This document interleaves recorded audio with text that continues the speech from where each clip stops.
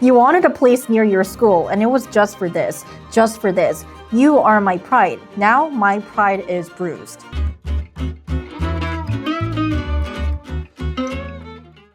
Well, hello to our viewers who are tuning in to Who Reads Story. I am your host, Song Yujin. Now, just starting from where we left off last week, we are talking about the Netflix hit series When Life Gives You Tangerines, which was released on the streaming giant in March. And today we're going to take a look at episode 6 to 11. Once again, the series is a 16-episode series. And to help us uncover the second part of When Life Gives You Tangerines, we are joined by our guest, Igor, once again. Welcome back. Hi guys, thank you for inviting. Please say hello to our viewers. Hey viewers, how are you today? How are you today? I'm good, how are you? I'm How good have all you the been? time. It's been a week since we did our first episode. The change, it's so hot. But I don't know, it's good. What about you? Well, I think I've been good as well, and I can totally relate to you when it comes to weather. It's getting warmer in Korea, but hopefully we'll get through this. Yeah, almost warm as Jeju. Oh, what a good way to start the conversation to our main topic.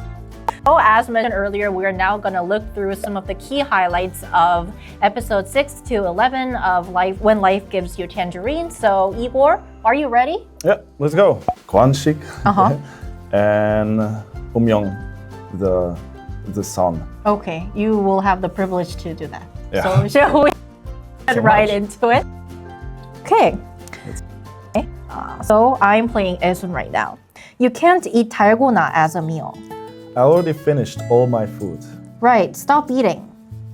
I wondered how we'd ever go on. What could you possibly have eaten? I eat every day. They usually bring meat too. We were able to go on thanks to the people who fed us. A canola flower never blew alone. They blew. If I'd been alone, I would have been countless times.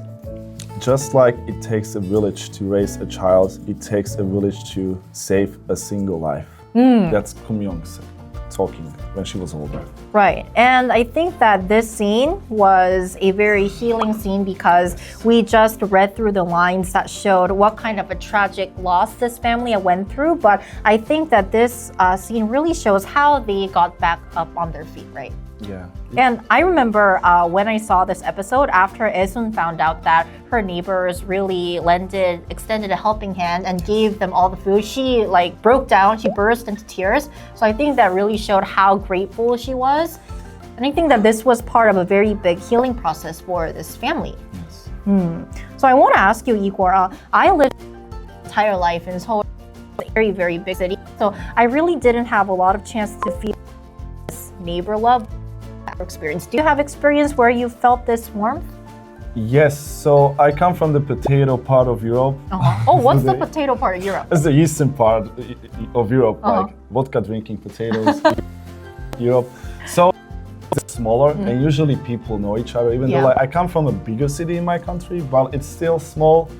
So if something like this happened, people try to help each other, especially in the villages. It's common in the villages. Okay, so we are gonna start looking at one of the key scenes of episode 8. So, did you come to Seoul to eat jjampong or are you gonna talk? Well, you're not dating a soldier, are you? You shouldn't date one. Why even eat together if it's like this? Let's just talk each other on our own. I quit my part-time job. I was asked to leave the dorms. I did a scholarship. The college is full of kids who aced the state exam. Basically, all the dragons from streams have gathered in one puddle. You can always be the best. No one's that perfect. I wouldn't even share a lunch table with those kinds of kids. A dragon from the stream. Why do I dislike hearing that? Who benefits if a dragon rises from the stream? Is it any good for the stream? And what good is it for the dragon? I was selected to study abroad, but I'm not going to go. I really hate that Oyerim is taking my place, but I just won't go. I want to study abroad too. I don't want that damn part-time job. I want to try everything, but I'm not going to. I'm just being greedy. It's just me being selfish. I want to soar higher and higher, but something keeps holding me back. Mom and I, No, guilt. The higher I want to soar, the more guilt holds me back. Why should I feel bad for wanting to do something more? It's so infuriating. I can't take it.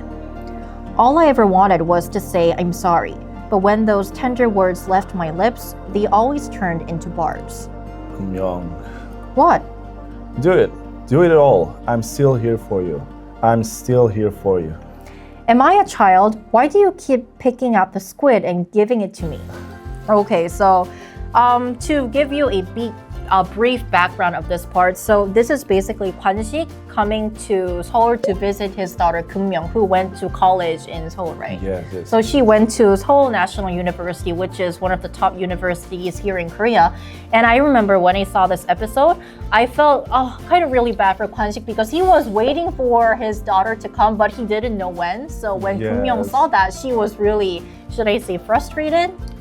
I felt bad for both of the parents because they really care about Keum-myung, but she doesn't really. They are not in her first thought. It is what it is. And for me, funny thing about this scene is both have different. Yeah, but for the budding sprouts, it's a war. Hello. Do you frequent this place too? A trial for the new bots that push their heads through the concrete. You can't even use the ladle properly. Your mom didn't teach you? It's just that the seaweed is tangled. Don't do that in our family. You're really both here. This really is a happy birthday. So this is by Youngbum when he sees Boo-yong and Keum-myung in his house, right? Okay, going back. It's your turn. Only one person was happy in that house. The kimchi tastes so good. Good kimchi is hard to find in Seoul. I mean, I'm not saying all kimchi in Seoul is bad. Well, I bought it. I haven't had a homemade meal in a while. I feel like I can eat 2 bowls. We're light eaters. Do your parents know you frequent a guy's apartment like this? She doesn't come over often. It's my birthday. So I asked her to come. So this was Youngbum's line, right? And then going back, did I ask you, Keum-myung, this isn't Youngbum's apartment. It's mine, an apartment I got for him. I don't want you frequenting my apartment. Mother. It's my apartment and I don't want you here. Sure, keep dating. Learn how relationships work. I told you I plan to marry Keum-myung. Quiet. You wanted a place near your school and it was just for this. Just for this. You are my pride. Now my pride is bruised. Now Keum-myung each had their heart broke by love, and storms swept through their hearts. Oh, what a sad scene. Yes, it was very sad. I mean, if you were Keum-myung in this case, what would you do? I would have just burst out of this house. Yeah, exactly. So basically this scene, to give you what this scene is about. So Youngbum, they are dating. So I think Keum visited and then there was Youngbum's mother, Boo-yong. So they met. It was a very, shall I say, unpleasant encounter. Yes, it was not planned as it should be. Yeah, and I noticed that if we read through these lines, Boo-yong is clearly dissatisfied with Keum-myung, so she's trying to pick out what she doesn't like about her, right? The tension you could cut. Yeah. It was so dense. Yeah, so here she says, you can't even use the ladle properly, your mom didn't teach you. And then they talk about seaweed, so basically this scene was like, Keum-myung was trying to, I think, pour seaweed soup into a bowl. And then I think she had a problem untangling it's not that the easy seaweed. sometimes. It's like sometimes because the seaweed was really long. Yeah, so what can she do? So I think that pretty much wraps up our episode today. How did you find the second episode of Who Read Story? Wonderful. Wonderful?